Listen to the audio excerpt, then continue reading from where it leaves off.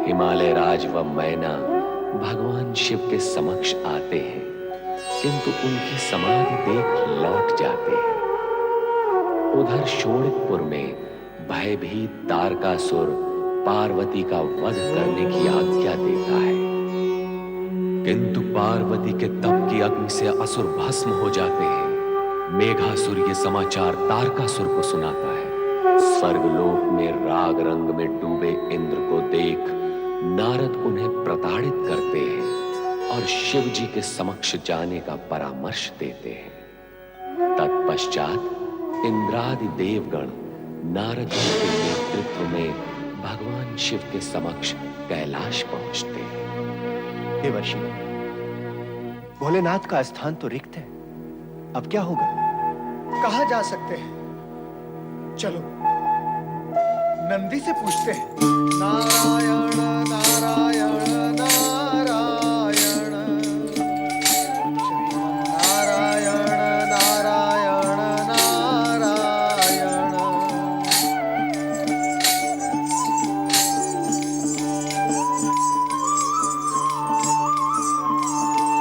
देव ऋषि नारद और देवराज इंद्र और सभी देवगण को मेरा प्रणाम। कल्याण भव। कल्याण भव। कल्याण हो। नंदी, भोलेनाथ कहाँ है? न जाने कहाँ गए। अभी अभी ध्यान समाधि में थे, अचानक अदृश्य हो। किंतु अदृश्य होकर गए कहाँ होंगे और लौटेंगे कब? इस विषय में अधिकार पूर्वक कुछ नहीं कहा जा सकता। तो फिर अनधिकार पूर्वक कुछ कहा जा सकता है? आप तो परिहास कर रहे हैं देव ऋषि। अनीति और अन्याय तो नहीं करता, केवल परिहास ही तो कर रहा हूँ। अब क्या होगा देवर्षि? वही होगा जो विधि का विधान होगा देवराज। क्या है विधि का विधान? इसका ज्ञान यदि हो जाए तो शेष रह ही क्या जाता है? विधि और विधान दोनों की मान्यता ही नहीं रह जाती। तो क्या अब हमें भोलेनाथ की प्रतीक्षा करनी होगी? कब तक करेंगे प्रतीक्षा? न जाने वे कब लौटे।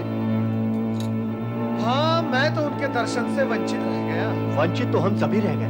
ऐसा प्रतीत होता है देवराज कि हमारे यहाँ आने से पूर्व ही भगवान भोलेनाथ को हमारे आने के संकेत मिल गए, इसीलिए हमें दर्शन देने से बचने के लिए वे अदृश्य हो गए।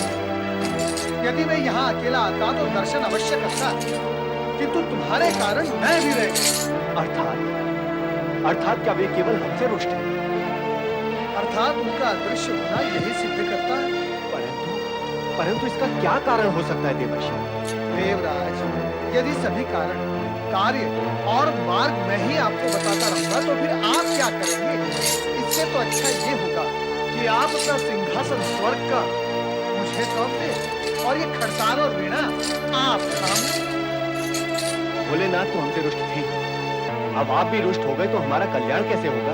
मैं रुष्ट नहीं देवराज, असंतुष्ट हूँ। क्या आपको इतना भी ज्ञात नहीं कि भगवान भोलेनाथ आपसे रुष्ट क्यों हैं?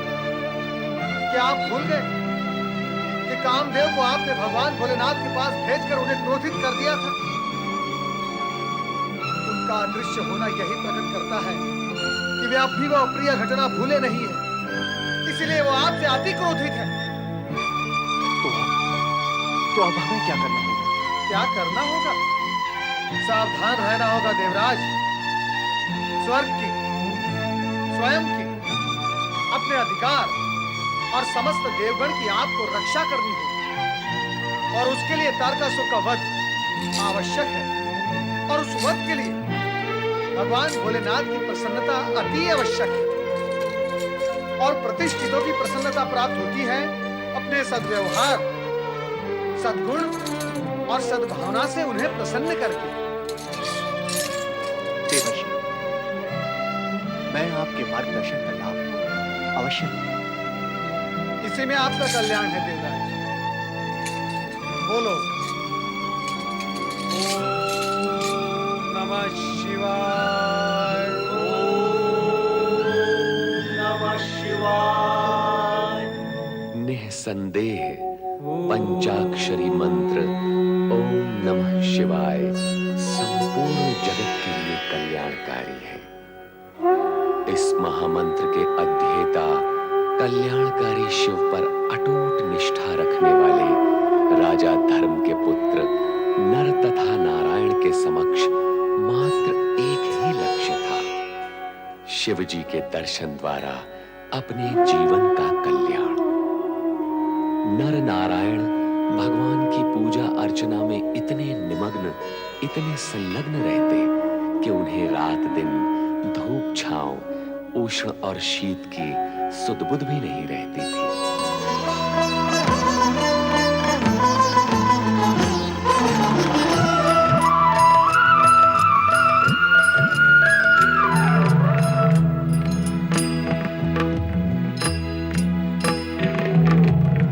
हर एक पल चिन्ह सांझ सकारे, आती जाती श्वास पुकारे।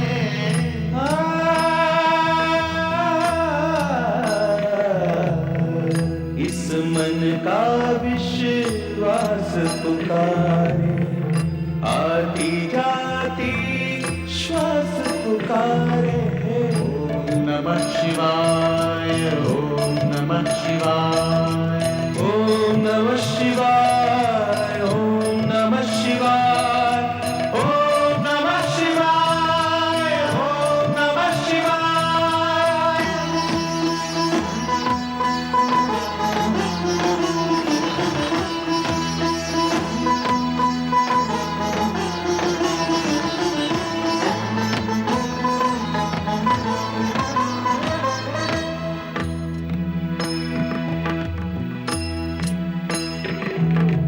पंचाक्षरी मंत्र ये पावन, निर्जन को कर देता मधुबन। पंचाक्षरी मंत्र ये पावन, निर्जन को कर देता मधुबन।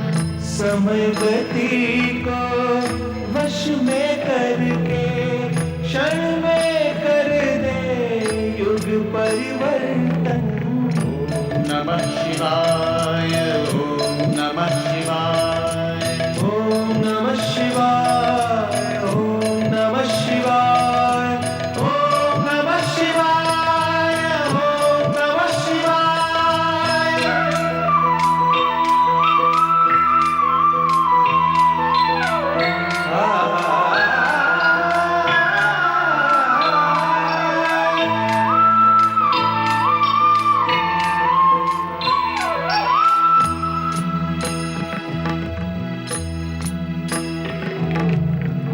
यही शिव दर्श कराए, शोक ताप संताप मिटाए। मंत्र यही शिव दर्श कराए, शोक ताप संताप मिटाए।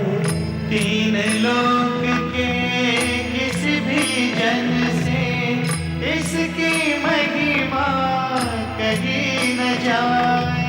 ओम नमः शिवाय, ओम नमः शिवाय, ओम नमः शिवाय, ओम नमः शिवाय, ओम नमः शिवाय, ओम नमः शिवाय।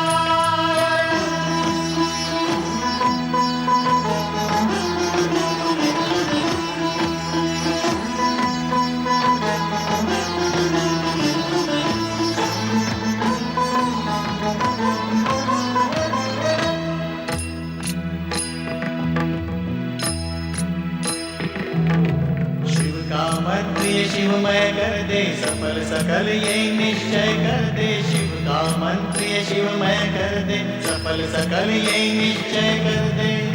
मुक्ति देती इसकी शक्ति, हर एक भय से निर्भय कर दे।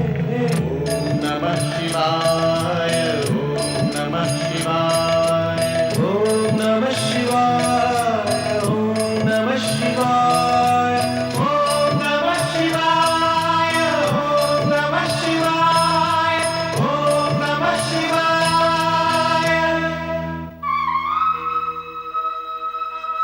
ओम नमः शिवाय, ओम नमः शिवाय, ओम नमः शिवाय, ओम नमः शिवाय, ओम नमः शिवाय, ओम नमः शिवाय, ओम नमः शिवाय, ओम नमः शिवाय, ओम नमः शिवाय, ओम नमः शिवाय, ओम नमः शिवाय, ओम नमः शिवाय ओम नमः शिवाय ओम नमः शिवाय ओम नमः शिवाय ओम नमः शिवाय ओम नमः शिवाय ओम नमः शिवाय ओम नमः शिवाय ओम नमः शिवाय ओम नमः शिवाय ओम नमः शिवाय ओम नमः शिवाय ओम नमः शिवाय ओम नमः शिवाय ओम नमः शिवाय ओम नमः शिवाय ओम नमः शिवाय। प्रणाम पिताश्री। पिताश्री आप कब आए पिताश्री? अभी अभी आया हूँ। किंतु तुम दोनों इतना आश्चर्य क्यों कर रहे हो? आश्चर्य तो मुझे करना चाहिए कि मैं पिता होकर भी शासन का सुख भोग रहा हूँ और तुम दोनों यहाँ साधना का कष्ट झेल रहे हो। शिव भक्ति कष्ट नहीं, सुख है पिताश्री। पुत्र, मेरे लिए, मेरी आयु के लिए ये भक्ति सुख हो सकती है, किंतु इस युवावस्था में जबकि तुम्हें राजपाट करना है, ऐश्वर्य भोगना है, तो तुम लोग शिव भक्ति में लग गए। ये तुम्हारे लिए सुख कैसे है पुत्र? ये भक्ति सुख कैसे है, इसे वाणी द्वारा स्पष्ट नहीं किया जा सकता पिताश्री, किंतु मन और आत्मा का आनंद इसे प्रिय है। और तुम दोनों मुझे प्रिय हो, अपनी प्रजा प्रिय है। मैं ये चाहता हूं कि जिस प्रकार तुम दोनों मुझे प्रिय हो, उसी प्रकार तुम प्रजा को और प्रजा तुम्हें प्रिय हो। पुत्र नारायण, मेरा कहने का अभिप्राय यह है कि मैं विश्राम करना चाहता हूं। जितना संभव हुआ मैंने शासन किया और अपनी प्रजा की सेवा भी की, किंतु अब यह कार्य तुम करो और शिव भक्ति मैं करूंगा। मैं राजकार्य? नहीं पिताश्री, सर्वथा नहीं। मैं राजकार्य के योग्य नहीं। ये कार्य आप भैया नर पर सौंपे तो अति उत्तम होगा। ये आप क्या कह रहे हैं भ्राताश्री? यदि आप राजकार्य के लिए अयोग्य हैं, तो आपका छोटा भ्राता योग्य कैसे हो सकता है? पिताश्री, भ्राता नारायण राज्य व्यवस्था संभालने के लिए पूर्ण रूप से सक्षम व समर्थ है। भ्राता नर, तुम मुझे शिव भक्ति से विचलित करके पाप का भागी क्यों बनना चाहते हो?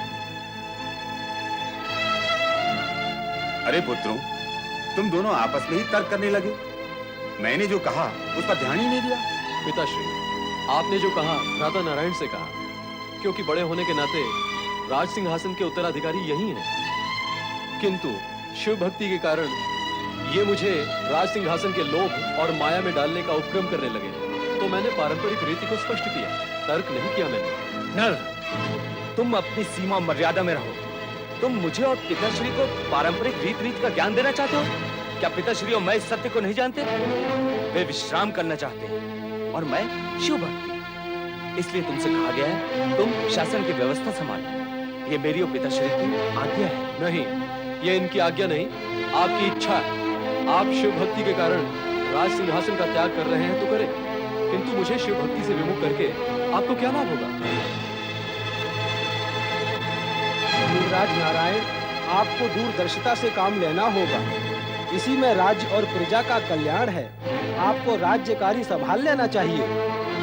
यही समय की मांग है युवराज। नहीं, शिव भक्ति के बिना अब मेरा जीवन अपूर्ण है। ये मुझसे नहीं हो। पुत्र नर, यदि नारायण के राजा बनने की इच्छा नहीं है, तो तुम ही स्थिति को समझकर इस दायित्व को ग्रहण करो। पिताश्री, यदि भ्राताश्री शिव भक्ति से विमुख नहीं हो सकते, तो मैं उनका लघु भ्राता, जिसका हृदय और भी कोमल है, कैसे शिव भक्ति से परे जा सकता हूँ? मुझे क्षमा करें पिताश्री। कैसे पुत्र हो तुम कि तुम्हें अपने पिता की आज्ञा मानना स्वीकार नहीं? किंतु तुम ये भी जान लो कि तुम्हारे इस हट से मेरा विचार बदलने वाला नहीं, और मैंने भी ये दृढ़ निश्चय कर लिया है कि मैं अपना राजपद त्याग कर वन जा रहा हूं। और अब यदि राज्य में अव्यवस्था हुई तो इसका सारा उत्तरदायित्व तुम पर होगा। उसके कारण तुम होगे और इसका उत्तर प्रजा तुमसे मांगेगी, तुमसे। आप क्रोध नहीं करें पिताश्री।